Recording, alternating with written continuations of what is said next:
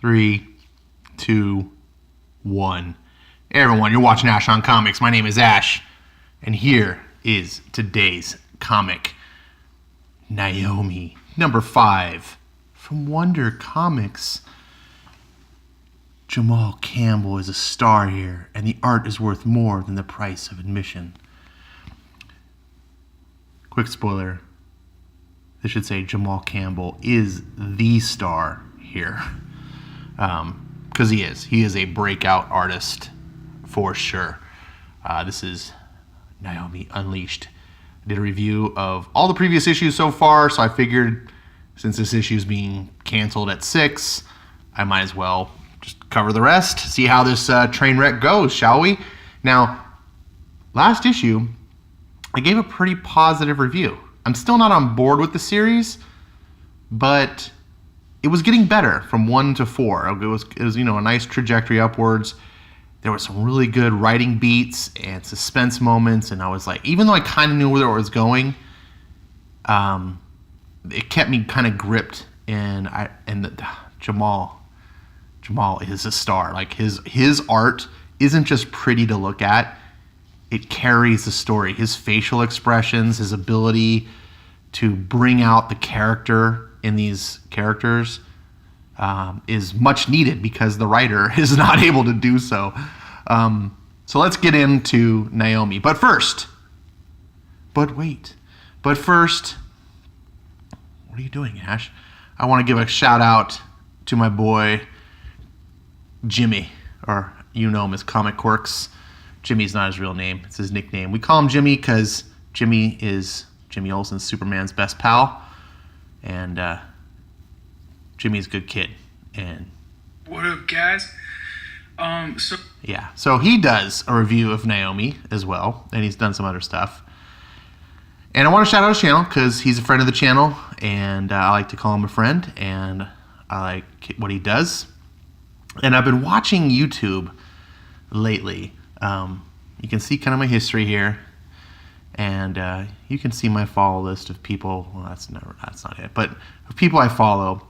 And one of the things I've noticed lately, it's been really kind of dragging on me. And it's not anyone in particular's fault. It's just a sort of a situation. And it's like I subscribe to like 40 different YouTubers on my comics channel. And my feed of stuff that comes up in my recommended is nonstop negativity. It is nonstop bashing comics and hating on this person or that. It's just drama. And again, I've gotten involved in that before, and I'm not faulting anyone individually for doing so. I'm just noticing like it's a bummer, like 80-90% of the content that comes up, I'm tired of seeing it. For example, here's Bats. Tom King, get the fuck out. He hates Tom King, and that's his prerogative. I don't like what Tom King's doing on Batman. I think a lot of people are celebrating that Tom King was getting out. But I totally expect Bats to do a video like this, but the problem is when I see like 20 of these videos in my feed, it's just exhausting. And that's not Bats' fault or anyone else's fault. I'm just using Bats as an example right now because he just happens to be videos I watched recently. And it just wears on me over and over, and I get it. I support these views, but I need the light. And anyways, so the light is Jimmy. Comics Quirks here. I love this kid because he's super positive about comics. Now, we don't always agree. In fact, a lot of times we don't. And I like to bust his balls on stuff. But I do that purely out of friendship and respect. I don't ever mean to insult him or anything like that. So if you hear me talking shit about Jimmy or whatever, understand that it comes from a place of a friendship, like just kind of roasting him. I hope I don't ever come across mean or anything. In this particular case with Naomi, we disagree hard. Okay, so if you've watched this video, then you already kind of know what I'm going to go. If you haven't, please go watch this video afterwards to get a counter opinion, because my opinion is not always right. This is just my thoughts. So here we go. Oh, I can't wait for this. DC Comics proudly presents Naomi. And there is the credits for all the people involved. Here we are. Spoiler if you haven't been following along at this point. Naomi's a White Lantern. But she's not a White Lantern that anyone seems to know or recognize. She doesn't have a ring. But that symbol is the White Lantern symbol. And whatever. So we start off the book and we've got Naomi's girlfriend playing the cello. Because, of course, they're in Port Oswego, which is essentially DC's version of Portland, which is where Bendis is from, or at least he lives. And Bendis is clearly writing himself into comics. Now, Bendis, if people don't know, Bendis and his wife have adopted a black little girl.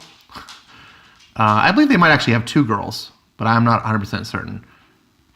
Naomi is an adopted black girl by two white parents.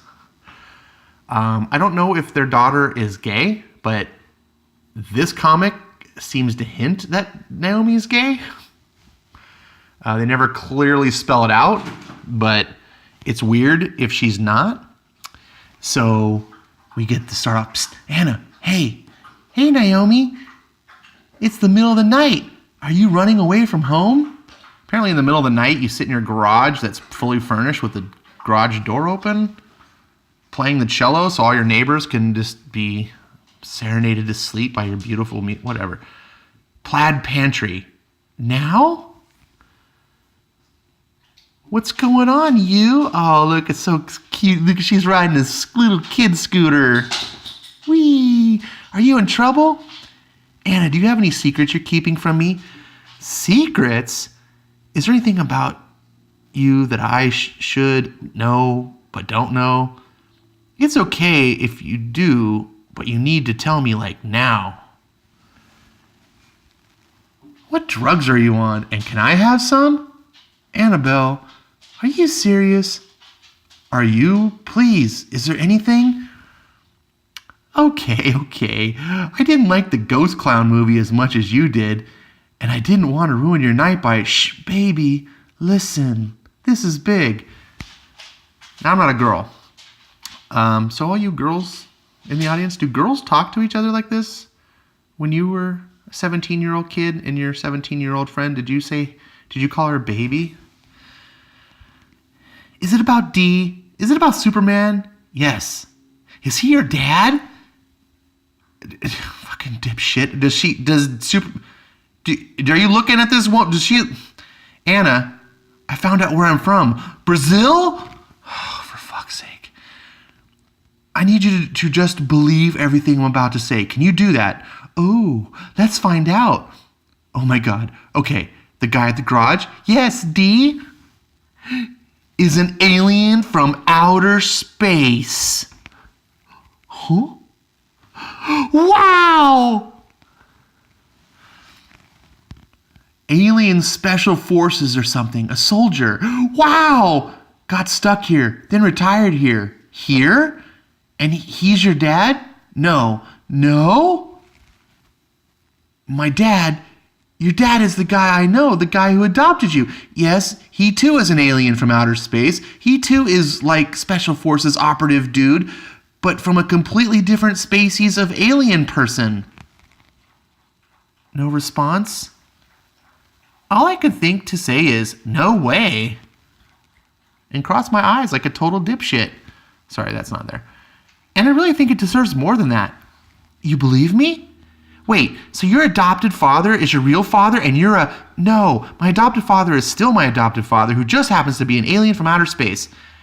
And not your mom. Huh. I mean, your mom I could believe in a heartbeat, but your dad? That's when and how they discovered me. Discovered you in outer space. Have you got the point yet? How many pages has this been? Like, this just goes on and on. Bendis loves to hear himself speak. Here we go again. Oh, baby, thank you. You're taking this very well. I stopped breathing 15 minutes ago. Just Just watch. Palms together. Bright lights, power, whatever. Naomi, just watch. You're Shrekking. Oh, fuck. I have to resist to face palm. And then, boom. We see Naomi transformed into some costume for some reason. Yeah, I'm doing more than that. And here we have reached the point where Naomi has, as a comic book, succumbed to being everything that's wrong with modern day comics. Okay, not everything, because the art is fantastic, and that's part of what's wrong with modern day comics. Modern day comics have forgotten what superheroes are. It used to be that superheroes were people who wanted to do the right thing, who did do the right thing, and that drove them. It was every fiber of their being. Naomi just wanted to be someone special. The first 4 issues of this book were nothing but her constantly being like, oh, something happened 17 years ago. Superman was here. I must be tied into Superman. I'm someone special. I'm awesome. It is the SJW hard progressive mentality that just pervades modern society. This book is not preachy in that way. It's not like an SJW book, but the psyche behind this idea that this is what drives the modern progressive, is this idea that certain people are just flat out better than other people. And the better people need to rule over the lesser people. These are the people, these lefties that get into office, the Ocasio-Cortezes of the world, that think they need to tell you how to live, because without you, you would just die without them to tell you how to live your life, okay? That drives the modern comic book industry, because they have now infiltrated and infected the entire comic book industry. That same psyche infects how they view heroes. These aren't people like Peter Parker, who's just an awkward kid who saw his uncle die and he could have stopped it, and it had a life-changing epiphany, and his good-natured soul emerged, and he devoted the rest of his life to fighting crime and, taking the idea of great power comes great responsibility. These aren't that. This is people who are like, look at me. Look at how awesome I am. Look at how great I am. And when they're not at that level, they sit there and they dwell on it. Their mind constantly is like, I'm someone special. I gotta be one of the elites. This classist system. And it's ironic because leftism comes from the idea of being of the people. The old school European class system that people mix up with modern day system of left and right is that the left is where on the French Parliament, the left was the people and the right side was the aristocracy. The people were against the aristocracy. The modern left has nothing to do with that, but it's ironic because they see themselves as the aristocracy. Anyways, I'm not going to get into politics with you guys, but yay, look at that. Cutie. Oh, cutesy Billy. Shoulder pads, goofy goo. My dad, an alien from the planet Ran, really decided it was time to tell me the truth about where I come from, because I've been so crazed about it since Superman showed up. Where do you come from? And here we see, literally, she's pointing. Okay. So, there's the internet and there's a bunch of different universes, different Earths? No.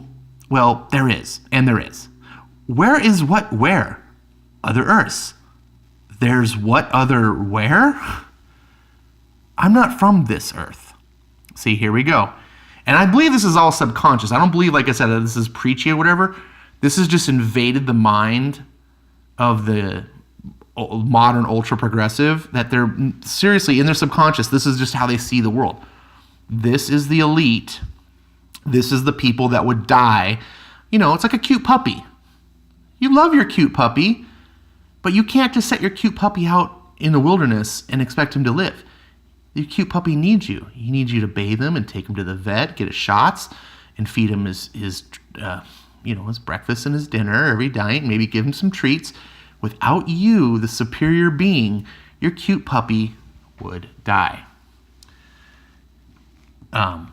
So look, this book, aside from the faults I've just pointed out, is nothing but exposition. There's no show. Comic books, more so than any other medium, are a show, don't tell type of thing. But Bendis is 100% just nonstop exposition. He's expositing through the characters, and he's doing it in a very inefficient, annoying way, in my opinion. I hate reading this Joss Whedon-esque babble, cutesy pie speak, and it's just overly done. Look at this. Blah, blah, blah, blah, blah, blah, blah, blah, blah, blah, blah, blah, blah. And then she's rehashing the story, so she gets to back where she got the thing, and when the power came, she heard a voice.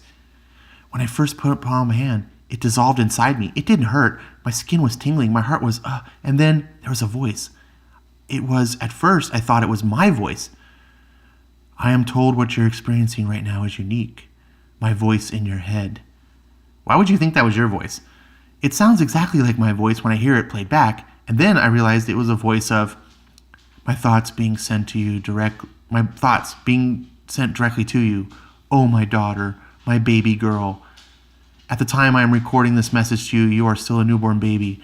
I'm looking right at your gorgeous baby brown eyes as I do this. I don't know how many times Bendis can say the word baby in this comic book, but it's got to be a record. I hope you can feel how much I love you. What I'm going to tell you, I am told, is something no one on your world knows about.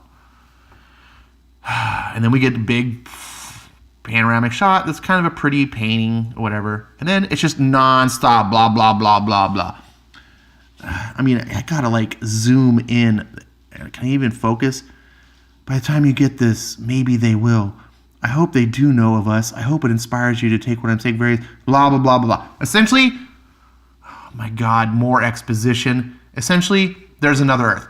She's not from the Rebirth. She's not from New 52. She's from some other, yet is untold Earth that DC pulls out of their ass.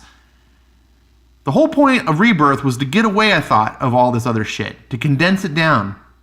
Quit making fucking multiple Earths. Okay. So, she's just from another alternate multiverse Earth where essentially something random... Oh, sorry. Climate change got out of control. Yes, that's right. They brought climate change into this. Got out of control, and it was worse than anyone could have thought. When the ozone layer left, there was other layers that our science didn't even understand that also went away, and it let in these radiation that turned precisely 29 people into super gods. For whatever reason. Okay, that's it. There's no other explanation. Just boom, they're gods. And some of them died. They fought each other. Some died. Some fled the planet, went off into space. And then there were 8 remaining. And one guy, I presume it's this guy here in the middle, is a big evil bastard. And he's just bad. Here he is right there. And he just wants to kill everybody. And here's Naomi's parents. And it looks like, of course, this Earth is the same Earth as Kwanzaa's Black as Fuck universe. Because, all the superheroes just are black. It looked more exposition, just non-stop. And it's really simple, what I just said. Something happened, we all became super-powered beings for no reason, and this guy was on the electric chair or something, he was about to be executed, but he got saved because he turned into a god, and now he's just evil and wants to kill everyone because he's just evil. No real motivations. And here we see more of him, more blah, blah, blah, blah, blah, blah. And, okay, look, there was some white people. So it's not Kwanzaa's black universe. Look. Oh, look at this. Look at this text. Just non-stop. And it wouldn't have a problem if it was telling a deep, interesting story. It's not. It's just super overly wordy, self-impressed. I listen to myself talk, because he doesn't explain it efficiently. He explains it in his Bendis babble that, like, I thought of not being there for you when you get this. Please forgive me, baby. There it is again. Baby, baby, baby, baby, baby. And promise you'll make the world a better place any way you can. Your dad says every day, you do it every day, like breathing and eating. Do something that makes someone feel better, or do better, or just help. Just pick someone up. Oh, for fuck's sake. Your dad and my mom think we were given these powers for a reason too. And even after all we've been through, that reason still has yet to reveal itself. I just want you to be happy and in love. Oh. Naomi, are you okay, Naomi? Can you hear us? With me in your heart every day in your life. Ma, stand back. Why? What's going to happen? Greg, stand behind me. Baby. Oh, there it is again. Don't touch her. Oh my God, I knew it. Oh my God. Are you in any pain? You're beautiful. Oh, there's that self-emotional, what does Zach always call it? That reaffirmation, just, you're beautiful. Mom, how do you feel? I think I need to talk to. And she's crying. Oh, no, it's so beautiful. What's so beautiful? She has powers, and all these people on Earth die. So this just happened like 5 minutes ago? Yeah, I came right over. I needed to talk to someone who wasn't in that cave. I needed you to tell me this is really happening. How did you get here? That cave across town, did you fly? Fly? And then she's like talking about, that's cost. It's just nonstop. I want to read it to you because it's so bad. Like, I'm just hear for yourself, but I just can't. Like, I had to skip tons of this exposition. But essentially, that's all this book is what I told you. And I've taken a long time to even talk about it because I'm pointing out how bad it is. And, of course, at the end, okay, what reason? Maybe in case some bastard showed up looking for you. Dun, dun, dun! Look, it's the bad guy! To be concluded. That's the comic. Nothing but exposition until the last page.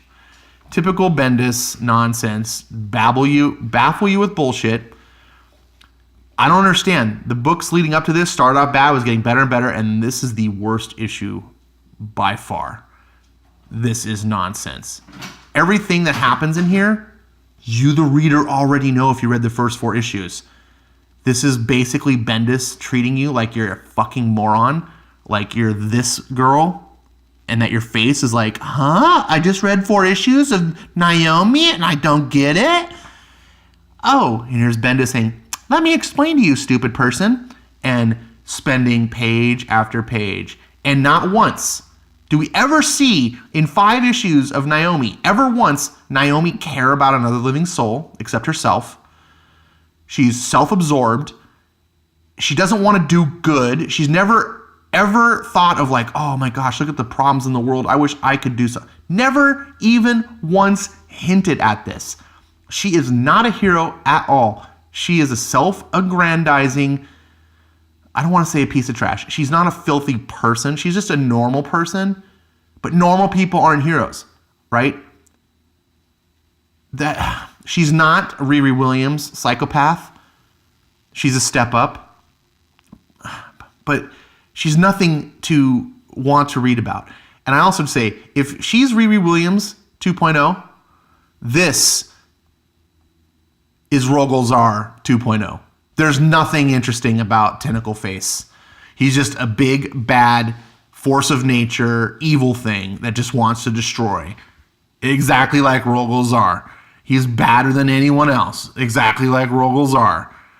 There's nothing interesting about him other than he looks kind of cool. Credit to the artist. And I don't even say he looks that cool. Like, he's just a big brute. That, of course, Naomi, who's just a high school nerd girl, she's not even looking like super physically fit. She's going to wield the power of the universe. And she's a total Mary Sue. Total. There is nothing. Her only problem in her life is that Superman once came to her town and she didn't see it. But she knows she's special. Oh, what could it be? She lives an idyllic life. There's no problems with her whatsoever. Her biggest challenge is just facing the fact that she is now a godly being, better than everyone. I might be more powerful than Superman. Oh, there's so much to take. Screw this book. This is, and if you saw my reviews, I was giving it a chance. I was being fair. This book is what's wrong with comics. And Jiminy Crispy, I like that. If you're watching this, I'm sorry, buddy. I'm sorry. I disagree with you. You got it way wrong. I'm happy you like the book. This is awful. But still love you. I still think you're a good comic fan, and you bring light and joy to my comic experience. So keep at it. And hey, you know what? Maybe people are listening to me right now and being like, Ash, you're the idiot. Jimmy's got it right. So maybe that's right. They're going to put it in the comments and troll me. So anyways, thank you guys so much for watching. Go check out Jimmy's channel now and see what he thought. And go enjoy comics, right? That's what we're all here for. Take care. I'm going to eat your face. And now, it's time for another Jail 8 webcomic, number 32, by Yale Stewart. Oh man, I bet she heard Barry say we wear diapers. I bet she did. I could feel it. Bruce, you were right. What are we gonna do? Even as a non-diaper wearer, I'm also a little concerned. Ha ha ha ha ha ha. Right now, we do nothing. What? There's nothing we can do about it today. But just be patient. I have a plan.